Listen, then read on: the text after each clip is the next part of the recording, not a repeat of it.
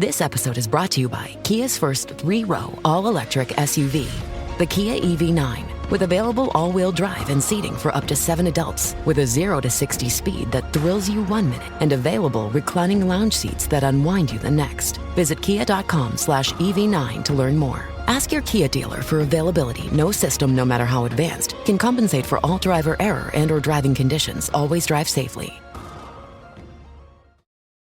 Welcome to the Human Capital Innovations Podcast, your go-to source for personal, professional, and organizational growth and development. We hope you tune in often for all things people management, organizational development and change, organizational leadership, and social impact related. Maximize your personal and organizational potential with Human Capital Innovations Podcast.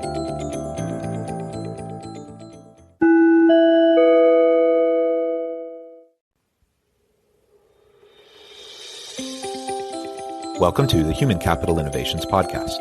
In this HCI podcast episode, I talk with Scott Cullather about effectively pivoting your business amidst disruption.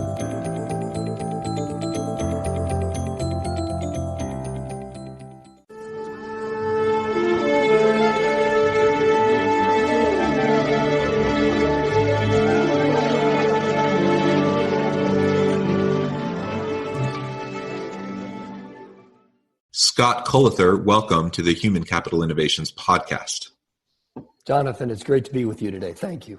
Yeah, it's great to be with you too. I'm really appreciative of you sharing of your time with me and the listeners today. And I'm excited to have a conversation around pivoting during disruption. So right now we're in the middle of a pandemic, of course, and certainly there's lots of forms of disruption forcing organizations to be agile and pivot and reinvent themselves. But I think the pandemic, in particular, has offered a lot of challenges to organizations. So that's what we're going to be exploring together today. As we get started, I just wanted to share Scott's bio with everybody. Scott Cullather is co-founder of Invent, the global live brand storytelling agency, president and CEO of its holding company, Invent Group, and the co-author of Forbes books, Challenge Everything, the battle cry that blew shit up and invented live brand storytelling. A recognized industry leader over the last 30 years, he has led teams in the design, production, and execution of hundreds of large-scale business-to-business and business-to-consumer brand experiences in over 40 countries for dozens of the world's leading brands, companies, and trade organizations. He has been extensively covered in the media, including Entrepreneur, Adweek, Campaign, The Drum, the London Business Journal, BizBash, and many more. Again, Scott, it's a pleasure to be with you today. Thank you so much for joining me. And before we really launch into the conversation, anything else you would like to add by way of personal background or context or anything like that? Well, first off, thank you for the introduction. My wife and I, Christina, co-founded Invent. And so I wish, based on what you just said about me, I wish my mother-in-law and my mother were listening to this right now.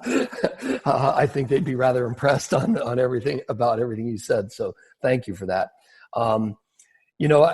We have just to add a little context about me, we have 3 beautiful kids. We live in probably what we would argue is the most incredible city in the world, New York City. I'm an avid surfer. I love to play the piano. I'm a passionate family person, husband, and devoted to all of those things that are meaningful to me, and my career and my job happens to be one of those. So thanks for that introduction, Jonathan. Great to be here. Excellent. And I share that passion with you. I very much consider myself a family man. I have 6 beautiful children, a wonderful wife, and family sure does add a lot of beauty to our life, doesn't it? Yeah, especially with everything we're going through right now, and we have 3 beautiful kids, and whether you have kids or not, you've got to rely on either your direct family or your extended family during times like this. Everybody needs family more than ever right now. Absolutely. Absolutely. Well, that's really actually a good way to segue into our conversation today, because we are in the middle of a pandemic. Man, who thought 8 months ago that this is where we would be today? I don't think many people did. there might have been a few, but ultimately Anthony Fauci might have. yeah, he might have. But the whole world has been turned upside down. At my home, my wife and I are both working from home full time while I have 6 children going through school online. What an adventure that is. And that's just in our one little bubble, right? In our home. But then you have businesses trying to figure out how to pivot and adjust to this new reality that we're in. And this is on top of all of the other types of disruptions that have been happening within industries for a long time. And I think particularly in terms of the technological disruptions, but there's been many. So you're layering all this disruption on top of each other. And it's as important now as it has ever been for organizations to have the ability to be agile and pivot as necessary so they can continue to stay competitive and add value in the marketplace. Yeah, 100%. Yeah. So tell me a little bit more about your company then, Invent, and what you do to help organizations go through that pivot process. Yeah, of course. And I just wanted to make a comment on something you said about working from home. I actually think that that's something we used to do pre-pandemic. And you used to look forward to working from home. Now we live at work, and it sucks, So it's a subtle nuance, but it's a real one, Like, remember those days where you're like, "Wow, I'm going to work from home today. How cool is that going to be?" Well, now it's not as cool as it used to be because you're living at work, and so it is a really challenging time. But our business is we have the Invent Group, which is the Global Brand Story Project. We launched the Invent Group, by the way, in the middle of this mess that we're all going through right now. And we did so as a part of a long-term growth strategy that we've had in place for quite a while. And, I think that some of the most innovative products and services come out of times of crisis. And we can talk a little bit about that. But the Invent Group basically is 4 disciplines. And it is a project because it's going to continue to grow and we're going to continue to evolve it and make it better. But the 4 businesses are Folk Hero, which is a brand strategy agency, Meaning, which is a culture consultancy business, creative culture consultancy business, Heavy, which is a digital branded content studio, and Invent, which is a live events business, now a live virtual events business. The common thread between all those is that they're all based in helping brands and organizations bring messages to life through compelling stories. And so we've had the blessing and good fortune since we launched in 2008 with Invent, which was a live events business, to grow to a global holding company with 8 offices in 5 countries and over 100 full-time team members in our agency. Well, that's awesome. Congratulations on all the success. And I just love the way you framed it out and the different elements that you're pulling together, to tackle this challenge of pivoting and really trying to help organizations do that more effectively.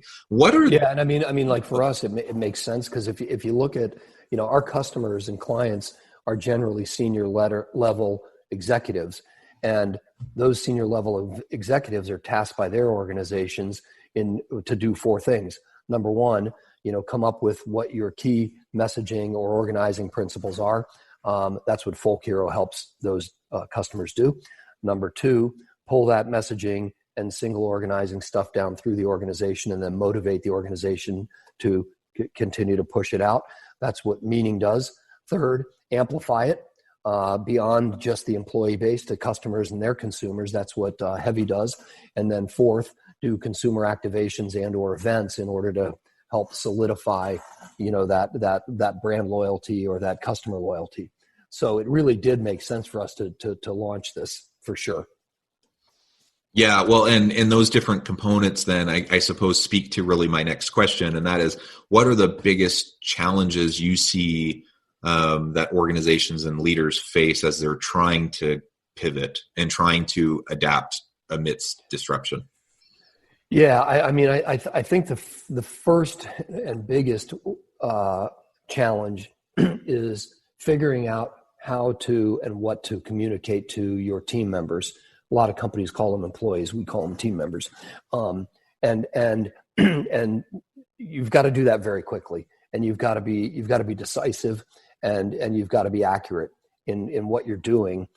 And you've got to figure that out first. But then you need to communicate it in specific terms to the organization. And then once you've done that, you need to continue to explain and share your thinking with your current customers or clients and your potential customers and clients. And we've got this philosophy, and it's actually worked pretty well for us, is once you figure all that out, communicate more, not less. So many organizations and so many leaders kind of go into hibernation during a crisis. And people need leadership more than anything else when there is a crisis going on. And can I just note on that? I completely agree, and it is maybe it's human nature to approach disruption and challenge that way, but it's exactly the opposite of what your people need. They need more transparency. They need more open communication.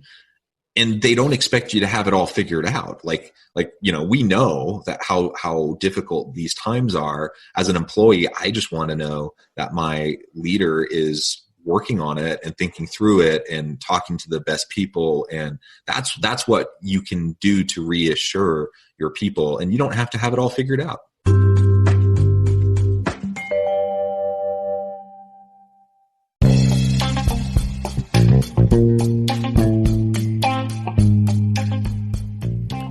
I'm excited to announce the publication of my new book from HCI Press, The Alchemy of Truly Remarkable Leadership: Ordinary, Everyday Actions that Produce Extraordinary Results.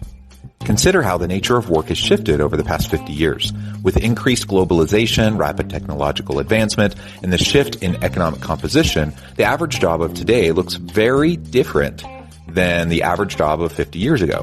What will the jobs and organizations of tomorrow look like?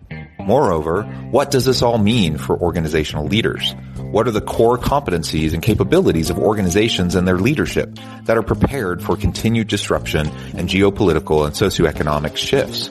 Regardless of what the future holds, increasingly, leaders need to be socially minded, data-driven, decisive, champions of talent, and disruptors of the traditional notions of leadership, teams, organizations, and work. The Alchemy of Truly Remarkable Leadership will help you to explore your own leadership competencies and capabilities and consider ways to apply and implement them into your workplace and personal life. I'm excited to share my insights with you.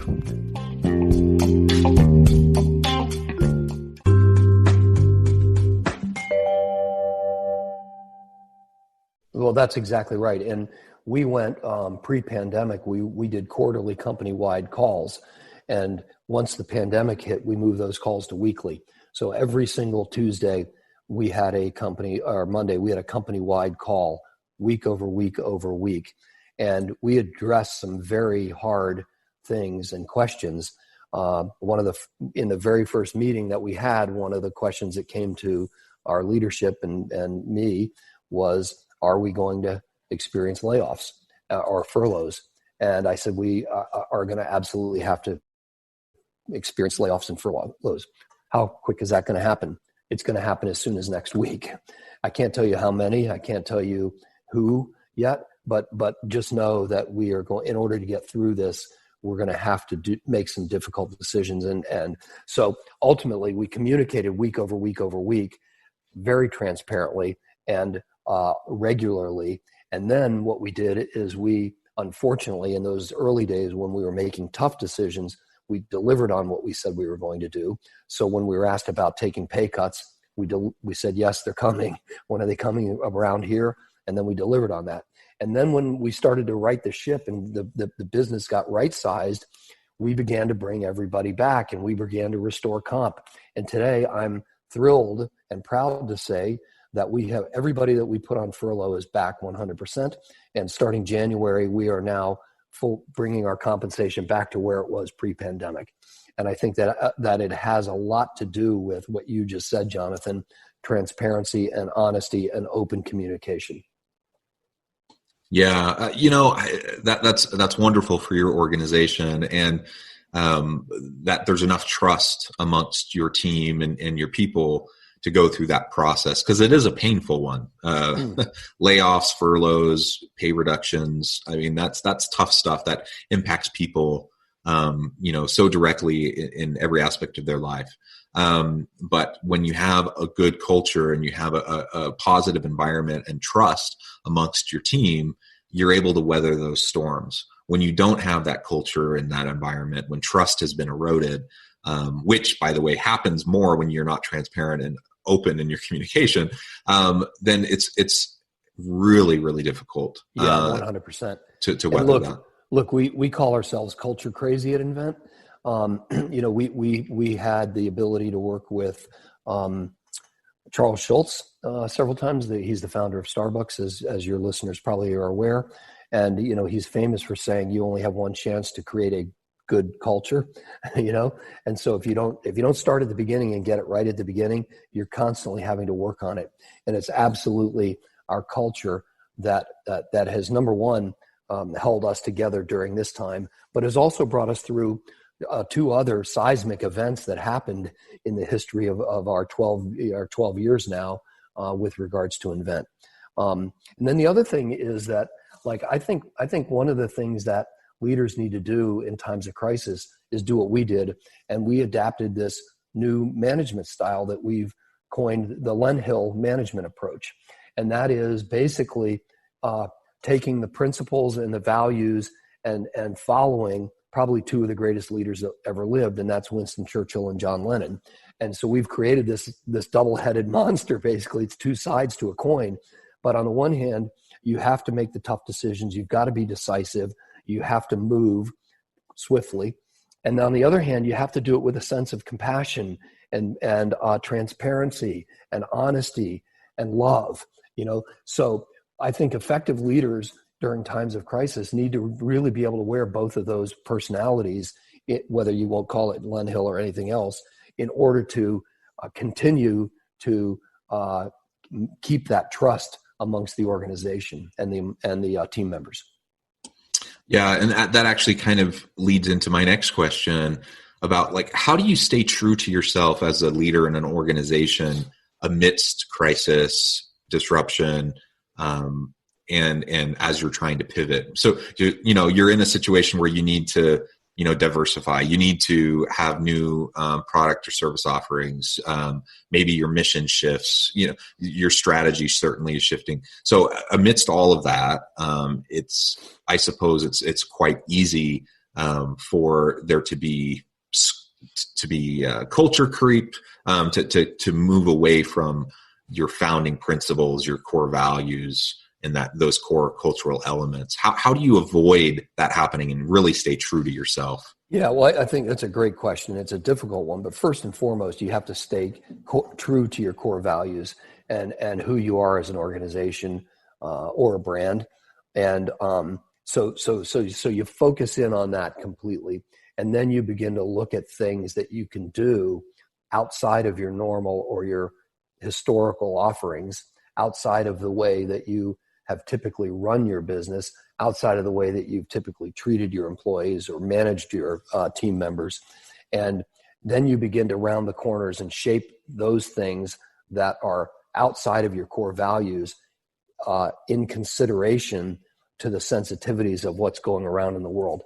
I mean, you can look at the brands and organizations just by looking at their commercials, or just by talking to their executives. You can see the brands and organizations that aren't paying attention or aren't being sensitive to things like the pandemic, Black Lives Matter, social justice, the economy. And you can spot those commercials and you're like, wow, that was pre-pandemic. Wow, that was pre-Black Lives Matter. And so I think what you need to do is stay stay true to those core values, but be sensitive to what's going on around you and with your customers and your clients. Yeah, and that's difficult when you're struggling to even keep the doors open, to make payroll, to keep your staff on. It's really easy to start to cut corners around culture, and before you know it, just little things that you start to do can have dramatic impacts and shift that trust, that those values in that culture in your organization. And so you just have to stay really committed to it and continually communicate those elements, and model that the correct behavior for your people. And if you don't do that during a crisis, before you know it, you're going to veer off, and then it's going to be really difficult to correct course. Yeah, that's exactly right. And by the way, from our perspective, those two things, making those difficult decisions, like us, we furloughed back in March or early April, about 30% of our total team. Really hard, difficult decision. Many of our colleagues are friends, and they've been to weddings and birthday parties and bar mitzvahs and all that stuff with us because we're a tight team. But at the same time, what we did is we knew if we were going to bring those friends and colleagues back, that we had to shift our offering. And so we went deep and hard, created a task force that basically, if you look at the Invent Group, the live events business is the lion's share of what we do, and live events is in hibernation. So we developed a unique USP around a live virtual event that now is going crazy, and it's like going like wildfire. And as a result, we've been able to bring all of those people back. So you can do both of those things at the same time. And it's, in my opinion, it's actually kind of mandatory, because you've got to do what I say routinely, especially in time of crisis. Leaders have to be able to look down. So you need to know what you're stepping on, but you also have to still continue to look out so you don't trip and fall when you get there. You know what I mean? And so I think it's really critical to do both of those things. And, making those tough decisions is an example of looking down, but then looking out for other products that are in your core, that represent your DNA, that you have shifted to now, is equally important. Absolutely. Well, Scott, the time has flown by. I would love to continue the conversation, and perhaps I can have you back another time so we can do just that.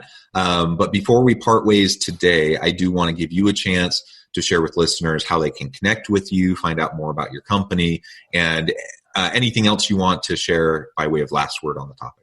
Terrific. Thank you, Jonathan. It's been a real pleasure to be here with you, and I enjoyed our chat. So to get me, you can find me at inventgroup.com. It's spelled INVNT group.com. You could find me at Cullather, which is SCULLATHER.com. And you can find our book on Amazon.com, BarnesandNoble.com, Target. It's published by Forbes, and you can find it also in every Hudson bookstore around the country. So again, pleasure to be with you, Jonathan. Thank you very much. Thank you very much. I hope my listeners will check out Scott, his profile, check out the company, see if there's anything that they might be able to do to help you and your organization. And as always, I hope everyone can stay healthy and safe, that you can find meaning and purpose at work each and every day. And I hope you all have a great week.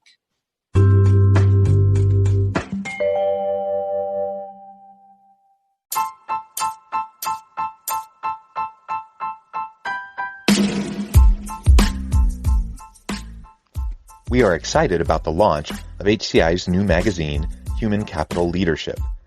Human Capital Leadership is a free, interactive e-magazine designed to help individuals, leaders, and organizations find innovative approaches to maximize their human capital potential. We will be publishing issues quarterly in August, November, February, and May. Check out the first issue and let us know what you think.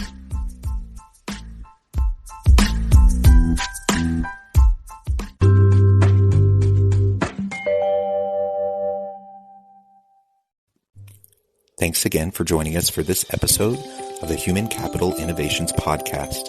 I hope you stay healthy and safe and that you have a great week.